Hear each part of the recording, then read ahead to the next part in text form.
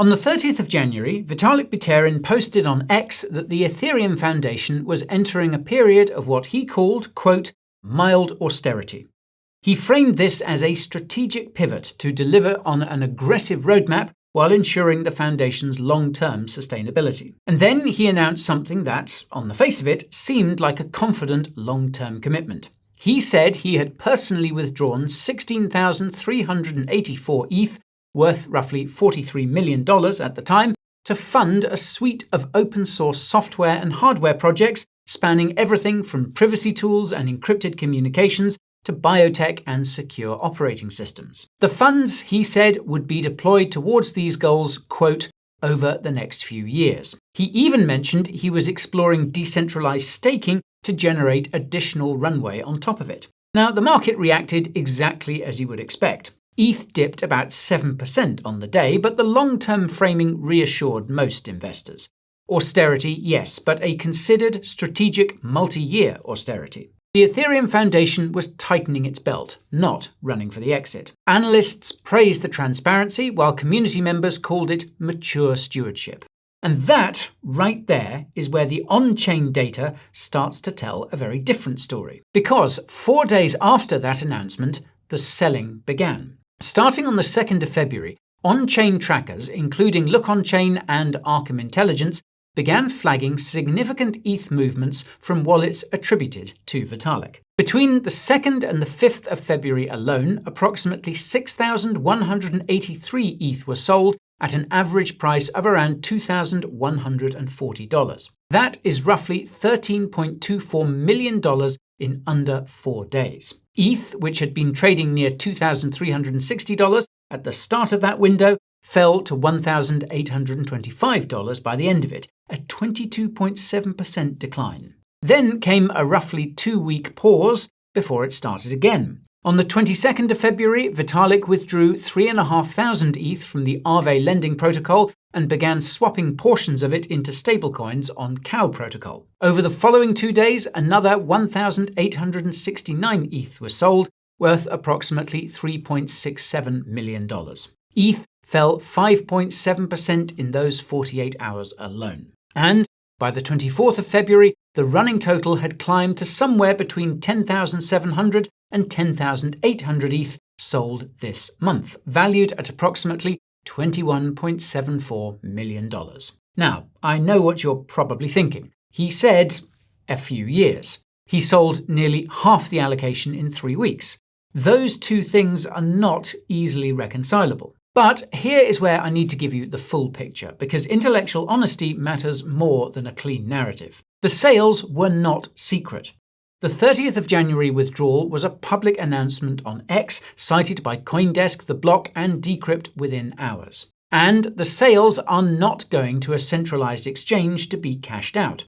They're instead routed through Cow protocol, a decentralized exchange aggregator that uses batch auctions specifically designed to minimize price impact and protect against the kinds of front-running bots that can turn a large sale into a market-moving event. And Vitalik's remaining holdings?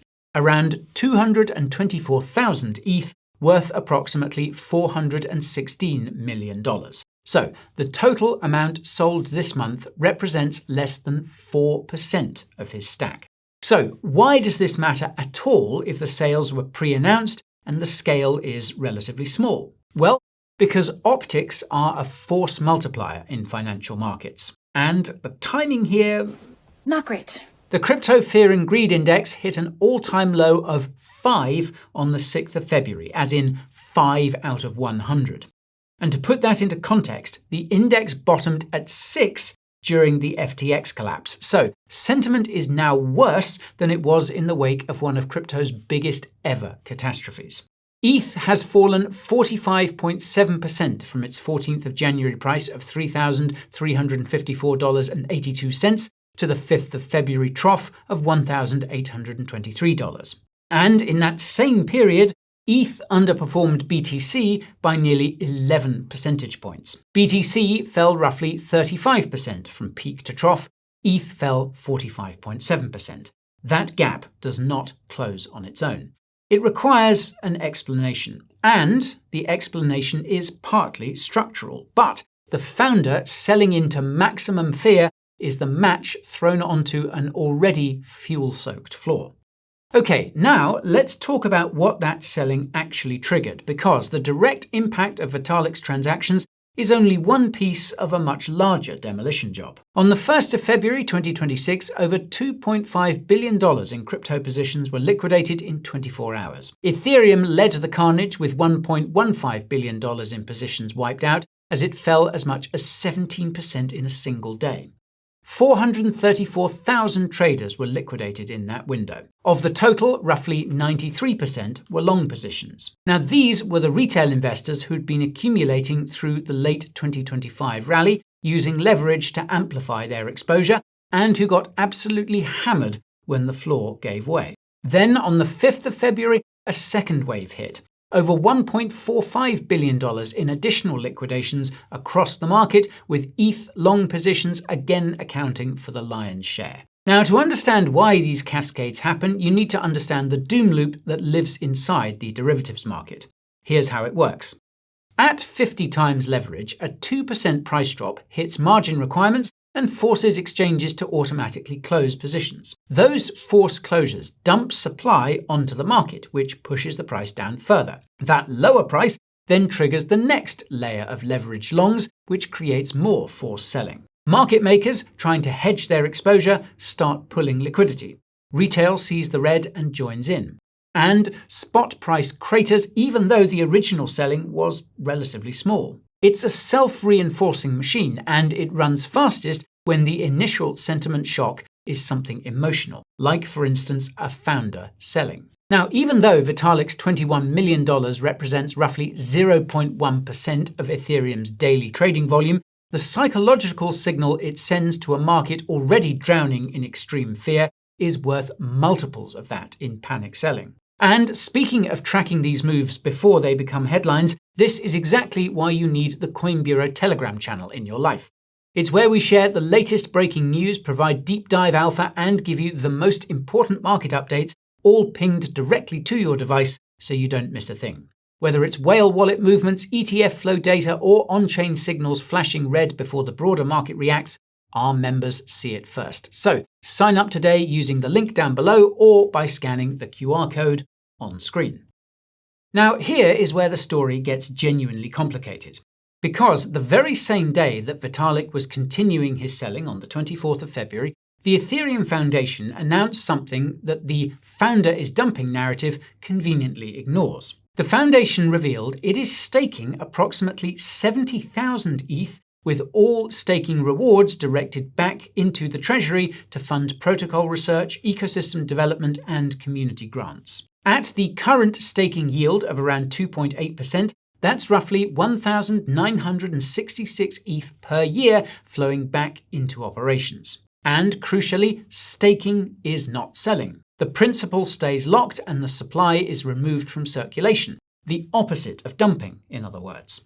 It signals long-term conviction in the network's proof-of-stake security model. So, let's be precise about what is actually happening here, because conflating the two is how you get bad analysis. Vitalik Buterin is selling from his own personal wallet through a philanthropic vehicle called Canro to fund projects he publicly committed to on the 30th of January. The Ethereum Foundation's treasury, meanwhile, which holds approximately 172,650 deployable ETH, is not being sold.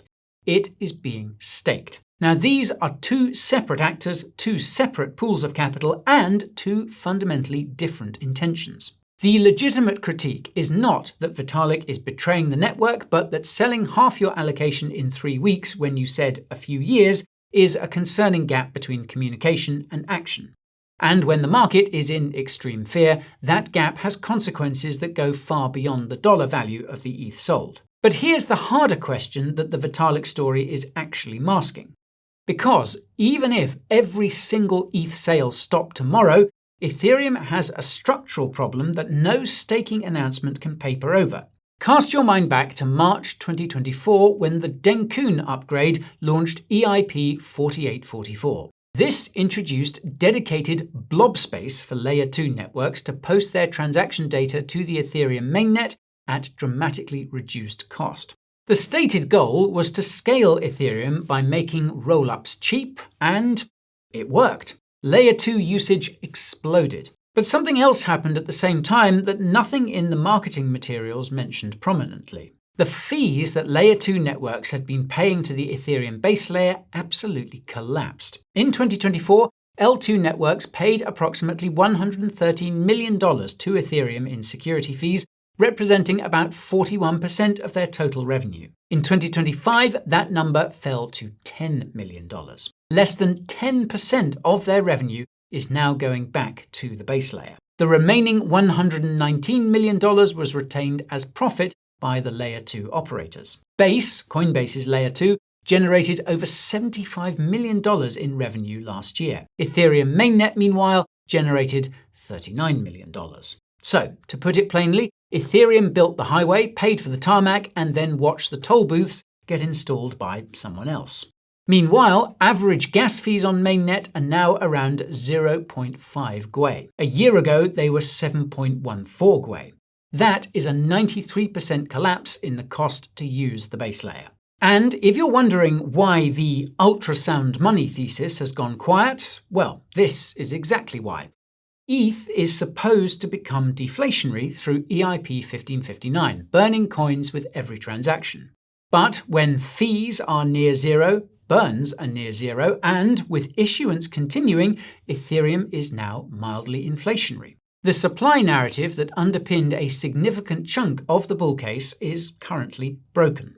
The Fusaka upgrade introduced a burn floor for blob fees in December that has partially addressed this, but the ultrasound money story is not fully restored. And you can see all of this reflected in the ETH-BTC ratio. This is the most brutal single chart in the Ethereum story right now. The ratio currently sits at approximately 0.0287. The 10-year average is 0.044. The ETH-BTC ratio has now been below 0.05 for 14 consecutive months. The only comparable streak in Ethereum's history was the 33-month period from August 2018 to April 2021. In other words, we're approaching the duration of a full crypto bear market in terms of ETH's relative underperformance versus Bitcoin. Now, this matters enormously to the institutional story, which is the final piece of this picture. Because while Vitalik is selling from a personal wallet and L2s are quietly cannibalizing mainnet revenue, the institutions are watching all of this with billions of client money on the line. BlackRock's ETH, the largest spot Ethereum ETF, has seen negative one-month net flows of $819.96 million. Its year-to-date return as of the 24th of February stands at negative 33.7%. And here's the number that should make every ETF holder uncomfortable. The average acquisition cost across all holders of spot Ethereum ETFs is approximately $3,500 per ETH. So, with ETH currently trading below $1,900, the average ETF investor is sitting on unrealized losses of over 45%. Across all 5 ETH ETFs, that's approximately $5.15 billion in paper losses. Bitmine, which made a celebrated pivot to an Ethereum treasury strategy, is reportedly sitting on a paper loss of roughly $8.8 billion. And this is where the exit liquidity question becomes genuinely uncomfortable. Because the pattern we're watching plays out in crypto with grim regularity. Insiders accumulate early at prices retail never sees. Tokens go public or reach all-time highs. Retail floods in at the top using leverage. Insiders begin to gradually exit, prices fall, retail gets liquidated, insiders are out. Now, to be absolutely clear, that is not what Vitalik Buterin is doing. His proceeds are publicly committed to open source software, privacy infrastructure, and biotech. This is not a rug pull and not personal enrichment. He still holds 224,000 ETH after all. But the optics of a founder selling into a market where retail is underwater, the fear and greed index is at 8, and cascading liquidations have wiped billions from leverage positions, not great. And there's one more element to this equation that deserves mention because it arrived on exactly the same day as this story reached its latest chapter. On the 24th of February, a separate whale wallet with the identifier 0xEADC offloaded 16,924 ETH worth $31.97 million within 30 minutes at $1,889 per ETH. $32 million of Ethereum sold in half an hour. That single transaction dwarfs anything Vitalik moved on a given day. But this is the environment ETH is trading in right now. Multiple large holders distributing simultaneously into thin liquidity while leveraged retail absorbs the impact. What's the verdict? Well, let's be blunt about all of it. First off, the Vitalik secret dumping framing is wrong. The sales were publicly announced and the mechanism designed to minimize market impact. His remaining holdings are enormous. But the tension between a few years and 3 weeks is real. The structural challenge from L2 fee cannibalization is real. The ETH-BTC ratio at multi-year lows is real. The $5 billion in ETF unrealized losses is real. And the psychological damage of watching any founder sell into maximum fear, regardless of stated purpose, is absolutely real. Now, what gives Ethereum its long-term case is still there. The Glamsterdam upgrade targeting Q2 or Q3 2026 aims to increase the block gas limit towards 200 million, introduce parallel processing, and drive meaningful L1 activity back to the base layer. BlackRock has filed for a staking-enabled ETH ETF that would generate yield for institutional holders. Standard Charter's year-end target remains $7,500. The foundation staking 70,000 ETH is a genuine long-term conviction signal. But conviction signals don't pay margin calls, and right now, the retail investors holding leverage long positions have already discovered that the hard way. So, the question now isn't whether Ethereum survives. The network is as technically robust as it has ever been. No, the question now is whether the people who believed the few years language and bought ETH on leverage have any capital left to participate in the recovery when it eventually comes.